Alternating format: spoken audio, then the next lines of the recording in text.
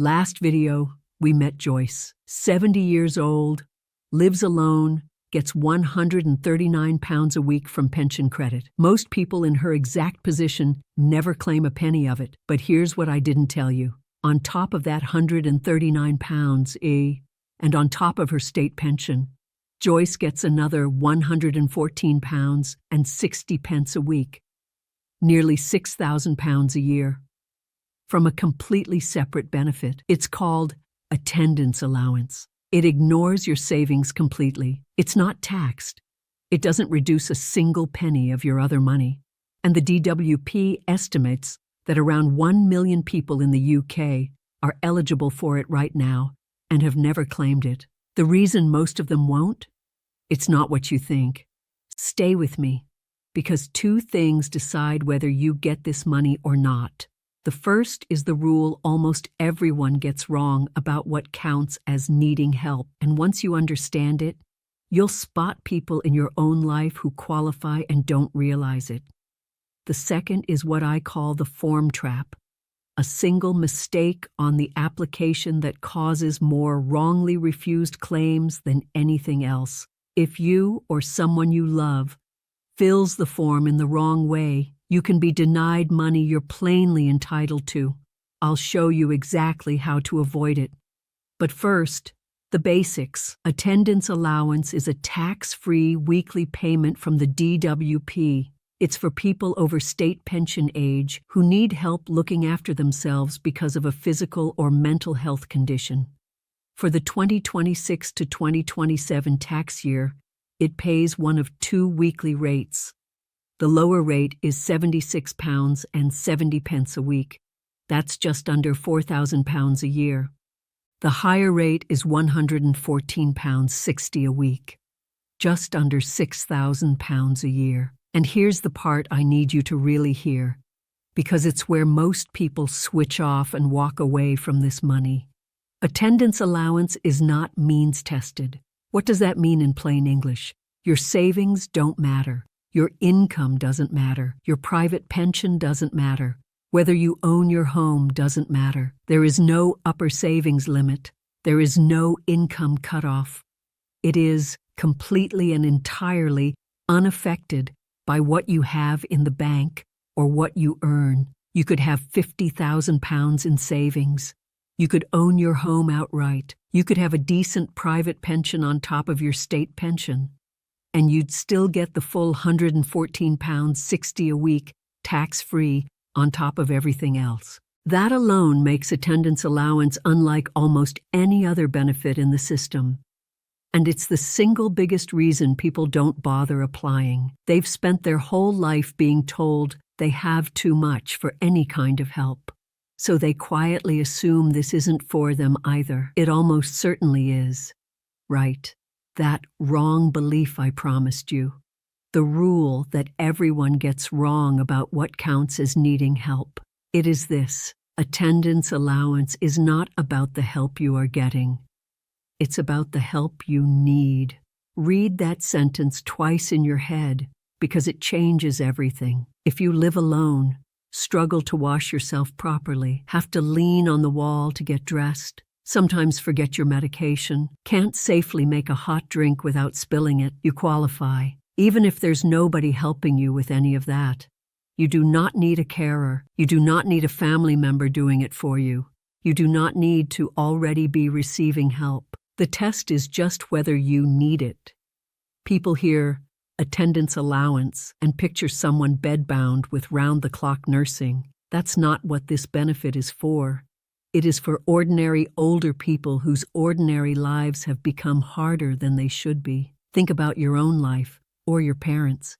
Things like struggling to step in or out of a bath safely, needing to sit down halfway through dressing, forgetting whether you've taken your tablets, being unsteady on the stairs, not hearing the doorbell or the smoke alarm, not seeing the cooker rings clearly, needing someone nearby because you've had falls, needing supervision because of confusion or memory loss. Any one of those, sustained for at least 6 months, can be enough to qualify.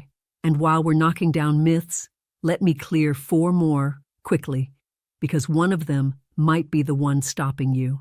I haven't got a formal diagnosis. You don't need one. The DWP doesn't care what the doctor calls it. It cares how it affects you. My condition's not on a list somewhere. There is no list. Arthritis, dementia, Parkinson's, sight loss, hearing loss, heart disease, COPD, the after effects of a stroke, severe anxiety, these all commonly qualify, but so do many others. What matters is the help you need. I'm not bad enough yet. If you have needed help for at least 6 months, even if it's been getting gradually worse, you can apply now. You do not have to wait until you're worse. And the quiet one, I don't want to take money off the government for that. Attendance allowance is paid for out of national insurance contributions you've made over a lifetime of work. It is not charity, it is what you paid in. Right. Now 2 rates. Let me make this concrete, because the difference between them is over £170 a month, and most under awards happen here. The lower rate, £76.70 a week, is paid if you need help or supervision during the day or during the night, but not both.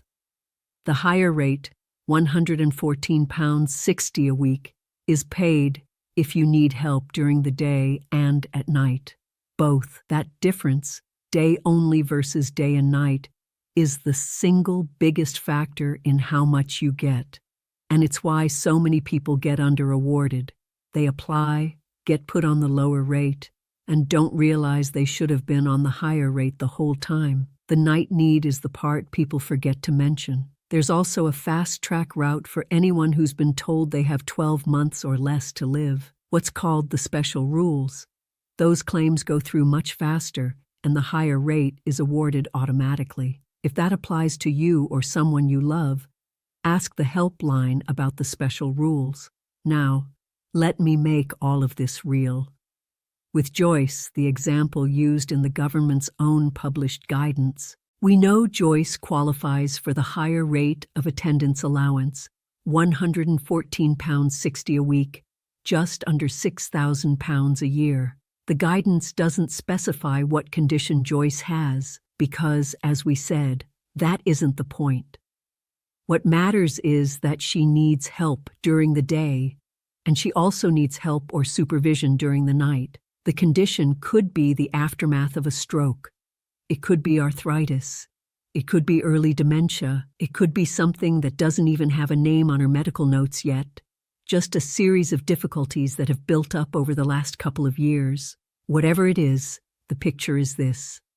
In the morning, she needs help washing safely, and she struggles with buttons and zips. During the day, she sometimes forgets whether she's eaten. At night, she's unsteady when she gets up, and there have been a couple of near falls.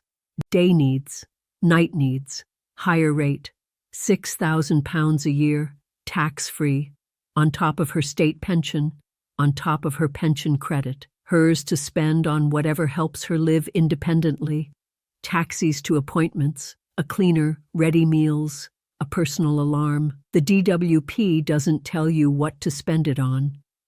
Now here's the part I really want you to lock on to. Because this is the form trap I promised at the start. More attendance allowance claims are turned down because of how the form is filled out than because the person genuinely didn't qualify. And the single biggest mistake people make is this. They fill the form in based on a good day. Think about it. When the form arrives, you sit down at the kitchen table, you've slept reasonably well, and you write, "Well, I managed to get dressed today. I made a cup of tea. I did the shopping." Tick, tick, tick. You sound like you're coping, and you get refused. But that is not the question. The DWP wants to know how things are on a difficult day, a bad mobility day, a confused day, a pain flare day, a day when the help you need is real and obvious, because that is when the benefit is for. So here's the rule. Write your form as if you are describing the worst your condition gets over the course of a typical month. Include every bit of help you reasonably need, not just the bits someone is currently giving you, and give specific examples. Not I struggle with washing, but I cannot safely step into the bath without holding on to something, and twice last month I nearly fell. If you can, get help filling it in. Citizens' advice and age. UK both offer this for free. Some people pay private advisors hundreds of pounds for this, and there is absolutely no need. The same expertise is available for nothing from charities that have been doing this work for decades, right? Here's exactly how to claim. Phone first. The number is 0800 731 0122, Monday to Friday, 8 in the morning to 6 in the evening. Why phone first instead of downloading the form online? Because the date you phone is the date your claim starts from. As long as you return the form within 6 weeks, any award is backdated to that phone call. If you download the form yourself instead, your claim only starts when the DWP receives it back. That can be weeks of money lost for the sake of a single phone call. So the order is, phone today, even if you're not sure. The phone call costs you nothing. The clock starts. You then have 6 weeks to fill the form in properly. When the form arrives, you'll need a few things: your national insurance number, a list of your medications, names and addresses of any health professionals involved in your care, your GP, any specialist, your district nurse, and if possible, supporting evidence, GP letters, prescription lists, hospital discharge papers. Send it back. Decisions usually take between 6 and 12 weeks. You may not need any face-to-face assessment at all. Most claims are decided on paper evidence alone. If you are refused, do not give up. Ask for what's called a mandatory reconsideration within 1 month of the decision, and if that still goes the wrong way, you can appeal to a tribunal where success rates are significantly higher. And if you live in Scotland, one quick note: attendance allowance has been replaced by something called pension age disability payment, delivered by Social Security Scotland rather than the DWP. The rates are the same: £76.70 and £114.60. The rules are broadly the same. New claimants in Scotland apply for that instead. Same money, different door. One quick protection before we finish. Because where there's money, there are scammers. The real DWP will never text you or call you asking for upfront payment to release or process your attendance allowance. They will never ask for your bank PIN or password. And no genuine charity will charge you to help with the form. If you are asked for any of those, it's a scam. Hang up. Use the official number you saw on screen: 0800 731 0122.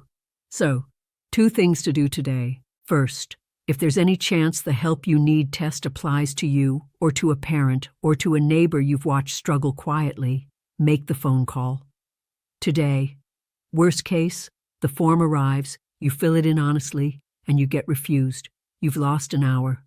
Best case, you're a Joyce, and someone you love is £6,000 a year better off for as long as they need it. Second, think of one person: the parent, the neighbor, the friend who's gone a bit slower lately. Send them this, because the people missing out on attendance allowance, almost by definition, are the ones who don't know it exists, or who have quietly convinced themselves they aren't bad enough. Now, here's where it gets interesting.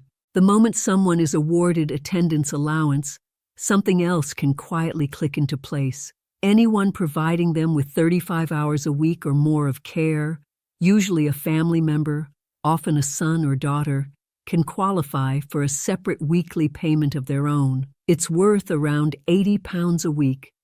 Most family carers have no idea it exists. They've been quietly providing the care for years, sometimes decades, and they've never claimed a penny. That benefit is called Carer's Allowance, and it's the next video. Subscribe so it lands in front of you when it goes up.